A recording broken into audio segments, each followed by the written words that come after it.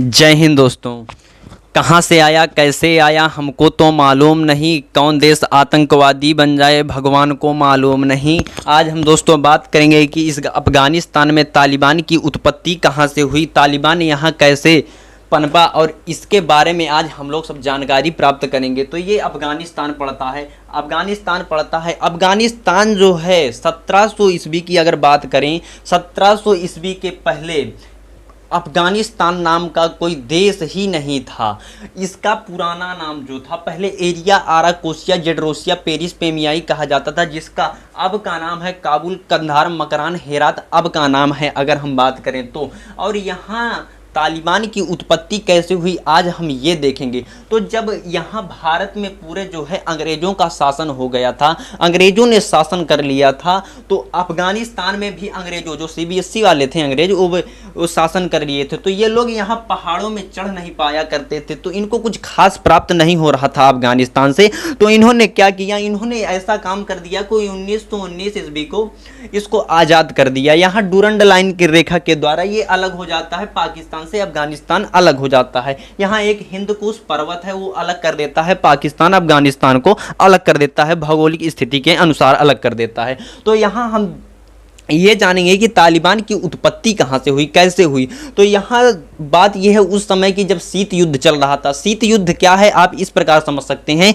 जैसे किसी लड़की की शादी होती है, अब वो अपने ससुराल जाती है तो वो देखो वो मतलब बिल्कुल ठंडा युद्ध होता है। और वह युद्ध जो है हो रहा था, ये रूस के बीच और अमेरिका के बीच यह युद्ध हो रहा था। इस युद्ध का मतलब था कि ये दोनों आपस में नहीं आते थे, आपस में किसी देश को लड़वा देते थे। तो उसी प्रकार जिस प्रकार एक घर में जब कोई किसी की शादी लड़की की होती है तो वो उसकी ननद से लड़ाई होगी, जैसे तो ननद से वो सीधे नहीं लड़ेगी, अपने पति से कहेगी कि देखो तुम्हारी दीदी ऐसी ऐसी हमको कह रही है, ऐसा ऐसा वो कह रही है, तो वो उससे कहेगी और वो उससे कहेगा।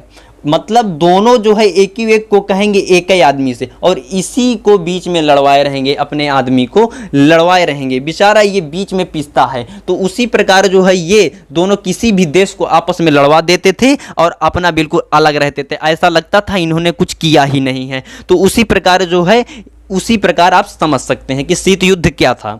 तो जब शीत युद्ध चल रहा था तो जब 1919 ईस्वी को जब आज़ाद हो गया, अफ़गानिस्तान को आज़ाद कर दिया अंग्रेज़ों ने, तो वहाँ शासन हो गया शाह वंश के शासक का, शाह वंश के जो एक राजा थे जिसका नाम था मोहम्मद जहीर शाह। मोहम्मद जहीर शाह का शासन हो गया, और जब मोहम्मद जहीर शाह का शासन हो गया तो उनको एक बीमारी हो गई, तो वो इटली दवा करवाने चले गए। जब इटली दवा करवाने चले गए तो उनके पीएम का नाम था दाऊद खान। जब उनके पीएम दाऊद खान ने अपने को सब घोषित कर लिया, कहा आज से मैं ही यहाँ का वित्त मंत्री, मैं ही विदेश मंत्री, मैं ही राष्ट्रपति, मैं ही पीएम, मैं ही सीएम, हर चीज़ जो है मैं ही हूँ। इतना घोषित करने के बाद लोगों में बवाल हो गया, लोगों ने विद्रोह पैदा कर दिया। उस विद्रोह का नाम रखा गया शोर रिवॉल्यूशन, शोर रिवॉल्यूशन नाम रखा गया। और यह विद्रोह हुआ था 1978 में। क्वेश्चन यूपीएससी का क्वेश्चन है, 2013 का क्वेश्चन है कि शोर रिवॉल्यूशन का संबंध किस देश से है। तो शोर रिवॉल्यूशन का जो संबंध है वो अफगानिस्तान से है। जिस प्रकार चुड़ैलों का धावा फ्रांस से संबंधित है, टेनिस कोर्ट जो है फ्रांस से संबंधित है, बोस्टन चाय पार्टी अमेरिका से संबंधित है, उसी प्रकार जो है शोर रिवॉल्यूशन का जो संबंध है वो अफगानिस्तान से है। जब शोर रिवॉल्यूशन वहाँ हुआ तो उस समय जो था, उस समय जो है सहयोग कर रहा था यूएसएसआर, मतलब उस समय जो है यूएसएसआर सहयोग कर रहा था, यानी रूस सोवियत संघ सहयोग कर रहा था। उस समय यहाँ जो था मोहम्मद बिन तारिकी जो है नेतृत्व कर रहे थे, शोर रिवॉल्यूशन का जो नेतृत्व कर रहे थे वो हमारे मोहम्मद बिन तारिकी कर रहे थे, और ये अच्छा काम किए। जब उन्होंने शोर रिवॉल्यूशन में इनको महान प्राप्ति हुई, अच्छी प्राप्ति हुई, ये जीत गए वहाँ पर, शोर रिवॉल्यूशन का सक्सेस हो गया। और जब ये सक्सेस हो गए तो यहाँ पर इन्होंने अच्छे अच्छे काम किए। महिलाओं के लिए स्कूल खोला, महिलाओं से कहा कि आप जैसा कपड़ा, ये बुर्का पहनना नहीं पसंद है मत पहनो, आपको आधा शर्ट पहनना पसंद है, जो मन है वो पहनो, जो करना है वो कर सकते हो। और इन्होंने गरीबों के लिए भी अच्छा अच्छा काम किया, कहा जो लोग अमीर हैं वो अपनी अपनी ज़मीनें कुछ गरीबों को दे दें। तो वहाँ मुस्लिम कंट्री है तो वहाँ लोगों ने विद्रोह, क्योंकि मुस्लिम कंट्री थी, कहा वहाँ बुर्का पहनना पसंद है, कहा बुर्का जरूर पहनना है, लोगों ने कहा। तो इनको जो है बुर्का पहनना जब इन्होंने कहा जिसका मन हो पहनो ना पहनो, तो मुसलमानों ने विद्रोह कर दिया। और तब तक ये अमेरिका आया, अमेरिका गया यहाँ अफगानिस्तान और लोगों से कहा कि देखो तुम्हारा मजहब खतरे में है, तुम्हारा ये खतरे में है, तुम्हारा वो खतरे में है। और वहाँ आपस में लड़वा दिया लोगों को, कहा देखो तुम्हारा ऐसा ऐसा काम कर रहा है ये तुम्हारे साथ। और तब तक इसका जो था मोहम्मद बिन तारिकी का जो है, मोहम्मद बिन तारिकी का एक सेनापति था जिसका नाम था हफीजुद्दीन। और हफीजुद्दीन मिल गया किससे? हफीजुद्दीन चुपके से मिल गया जाके अमेरिका से। और यह अमेरिका की मतलब सारी जितनी भी बातें थी सब बता दिया करता था अमेरिका को, जितनी बातें थी सब अमेरिका को बता के दिया करता था। तो एक दिन जो है मोहम्मद बिन तारिकी रूस गए थे, और जब मोहम्मद बिन तारिकी रूस गए और रूस में जाने के बाद जब बात पता चली कि हमारा ही प्रधानमंत्री जो है हमारी बात को लीक कर देता है, यह बात जब हफीजुद्दीन को पता चली कि उसको पता चल गई है, हमारे मोहम्मद बिन तारिकी को यह बात पता चल गई है, तो मोहम्मद बिन तारिकी को जब यह बात पता चल गई तो इसने रास्ते में जो है हफीजुद्दीन ने इसको मरवा दिया। हफीजुद्दीन ने इनको मरवा दिया।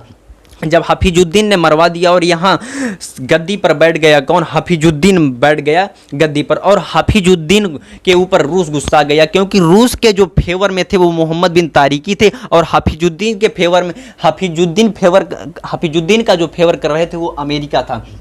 हफीजुद्दीन का फेवर अमेरिका कर रहा था। तो उस समय क्या हुआ कि रूस आया और हफीजुद्दीन को मार दिया। 25 अगस्त को मार दिया, 25 अगस्त 1979 ईस्वी को मार दिया।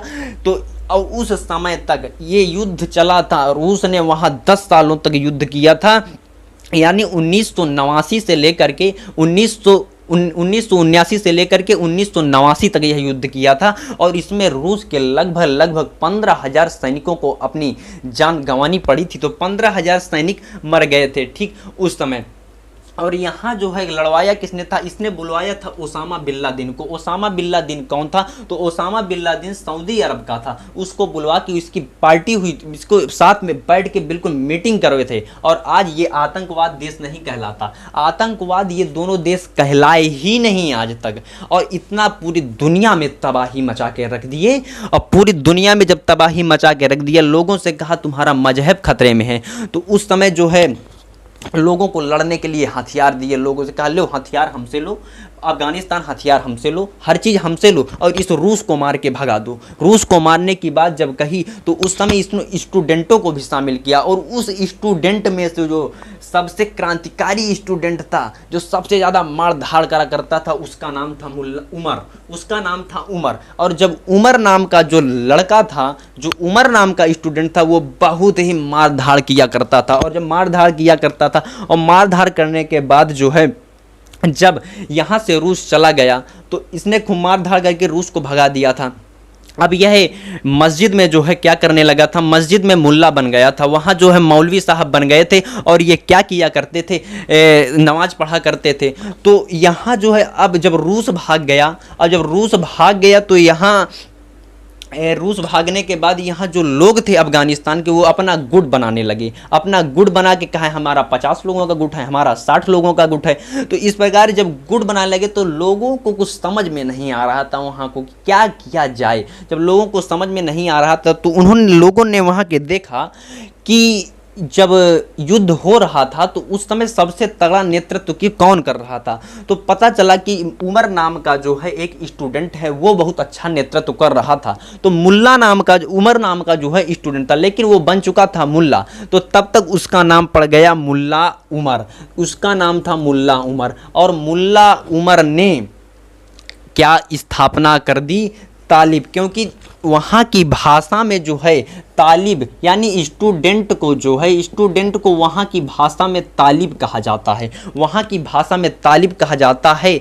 तो जब तालिब, तो उसने एक नाम दिया, कहा तालिबान। कहा लोगों स्टूडेंट की आन बान शान है तालिबान। कहा लोगों की यानी स्टूडेंट की आन बान शान है तालिबान, और स्थापना कर दी तालिबान की। तो तालिबान का संस्थापक कौन था? मुल्ला उमर था। मुल्ला उमर ने स्थापना कर दी। अब इतनी स्थापना करने के बाद इसके आगे की जानकारी जो है हम नेक्स्ट वीडियो में देंगे, आप लोग बने रहें। आगे यहाँ क्या क्या हुआ, कितना अमेरिका ने खर्चा किया, कितना अमेरिका को यहाँ अब 2021 में जाना पड़ रहा है, लगभग 20 वर्ष तक। इतिहास गवाह है कि यह केवल किसी देश में अगर विद्रोह किया है तो केवल 20 वर्ष तक रुका है। और यहाँ इसने वियतनाम में भी 27 करोड़ बम गिराए थे। इतनी क्षति पहुंची थी, इतनी क्षति पहुंची थी कि आज भी अगर यहाँ ट्रैक्टर से जोता जाता है तो नीचे से बम निकलता है, और जब बम निकलता है तो उड़ा देता है ट्रैक्टर सहित, और बाद में कहता है कि यह क्या हो रहा है यहाँ, और इसको कैसे ख़त्म किया जा सकता है, इस तालिबान को कैसे यहाँ से भगाया जा सकता है, तालिबान के विद्रोह को कैसे शांत कर किया जा सकता है। तो यहाँ इस समय शांत करने का कोई भी माहौल नहीं है। अगर शांत कर सकते हैं तो वो केवल महिलाएं ही शांत कर सकती हैं, क्योंकि महिलाओं की, लेकिन वहाँ की महिलाएं योग्य ही नहीं है। वो 4-4 ब्याह कर लेता है वहाँ के लोग। अब जब 4-4 ब्याह करेंगे, अरे भारत की महिला से करे तो जाने एक भी ब्याह करके दिखाए हमको महिला से, माइंड खराब कर देगी। ठीक, तो यहाँ 4-4 ब्याह कर लेंगे तो यहाँ की महिलाएं कहती हैं ब्याह करो, हम कहते हैं कि यहाँ की महिलाएं ब्याह कर लें। और लगभग जब तालिबानी विवाह करेंगे, 4-4 विवाह करेंगे, तो जब 4-4 विवाह करेंगे तो जब एक आदमी जो है 4 से विवाह करेगा तो एक जब पानी लेके जाए तो उसमें जहर डाल दे, एक खाना लेके जाए तो उसमें जहर डाल दे, तो लगभग 2-4-6 लाख आदमी तो इसी तरह मर जाएगा। और इस प्रकार जो है महिलाओं को भी वहाँ अच्छा काम मिलेगा, महिलाओं का भी सम्मान मिलेगा, लेकिन उसमें महिलाएं योगदान तो दें, लेकिन ये बात हम वहाँ पहुँचाएँ कैसे, ये हमको नहीं मालूम। आपको और आगे अच्छी जानकारी हम नेक्स्ट वीडियो में देंगे। जय हिंद।